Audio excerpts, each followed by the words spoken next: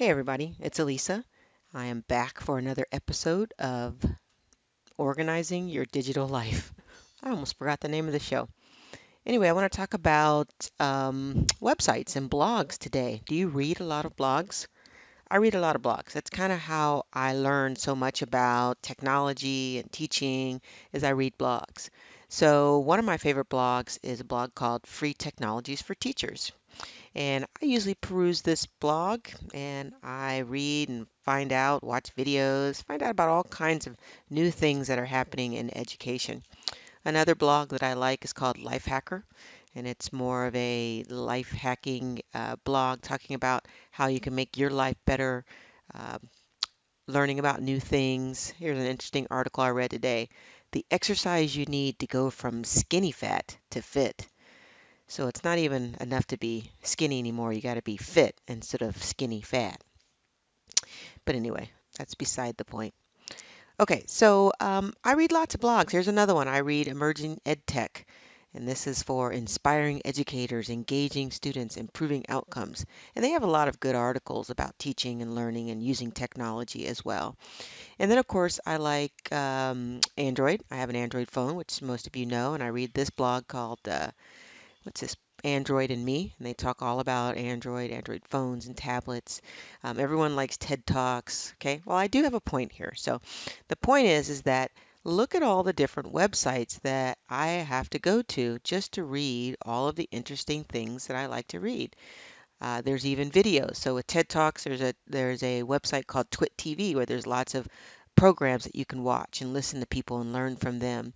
And then of course everyone loves NPR, right? You can get all kinds of arts and life and music and topics and news from NPR.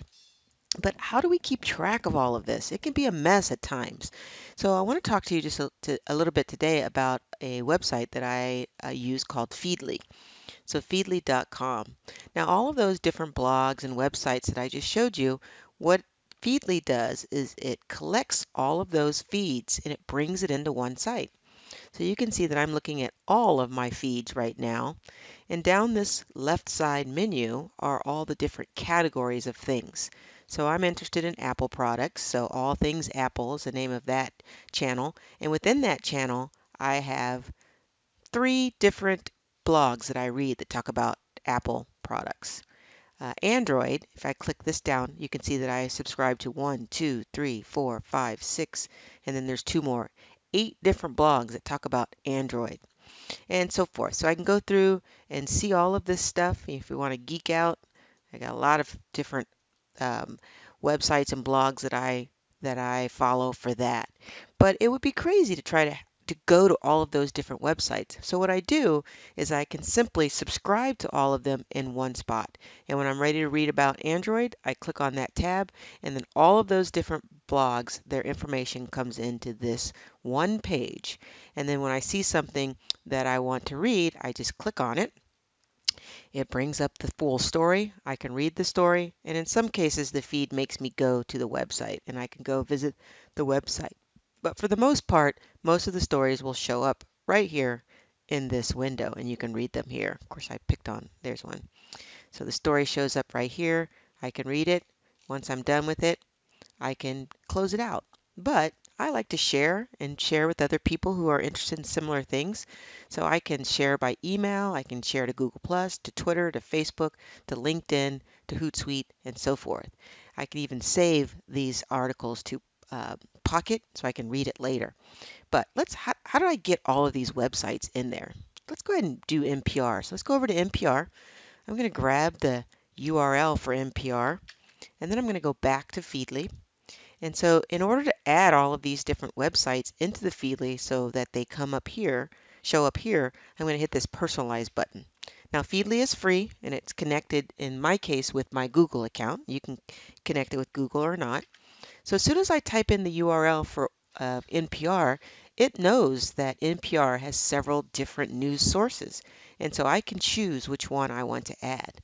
I'm going to go ahead and add the education, and so it brings in, right? And so all of these different articles. And now instead of having to go to NPR and then go to the education part, all I have to do is log into my Feedly account and it will show me all of those new articles. And once you've read things, they disappear. Now you can look at how it looks. If I just want titles, then it looks like that. That's kind of boring to me. If I want it to look like a magazine, which is what I like, looks like that. I can make it look like cards, so it's a little less text and more images. And again, if anything is interesting and you want to read it, you just click on it.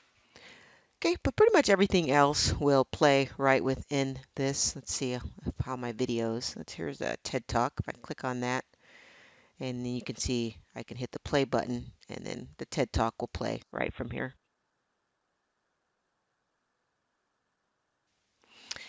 Okay, so this is Feedly.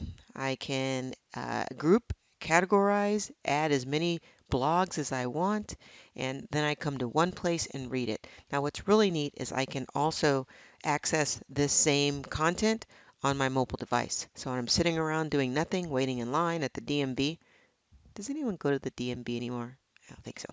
But anyway, whenever you have time to kill, you can open up your mobile device and read all of this content or watch your videos all in one app, the Feedly app. Okay, so here's just a quick demo of Feedly on your mobile device. Again, I have my Android phone, my Moto X Pure, and I'm going to go ahead and open up Feedly. And as you remember seeing on the web edition, you'll see all of your feeds over here. So these were all of the feeds that you have. And one thing I didn't show you is that when you have student blogs, you can subscribe to all of them as well. So here you can see that these are my summer blogs for my E&H 114 course. But anyway, these are the same ones you saw. Remember, we said all things Apple, and then we talked about how I have 8 Android sources. And so when I click on that, it brings up all of them. And then I can just quickly scroll through like this to read. And when I get to something that I really want to dig down into and read, I can just hit it and it brings up the story. Again, in some of them, I have to actually go over to the website to read it. But when I do that, it's pretty easy just to go over and get to the website quickly. And then once I'm done reading it at the website, I can then go back very quickly to Feedly to get some more things to watch or to read. So pretty cool. And then again, if I ever find something that I want to share, I can tweet it. I can add it to Pocket, Facebook, and all of that stuff right from the mobile device. So check out Feedly. It's a pretty cool app.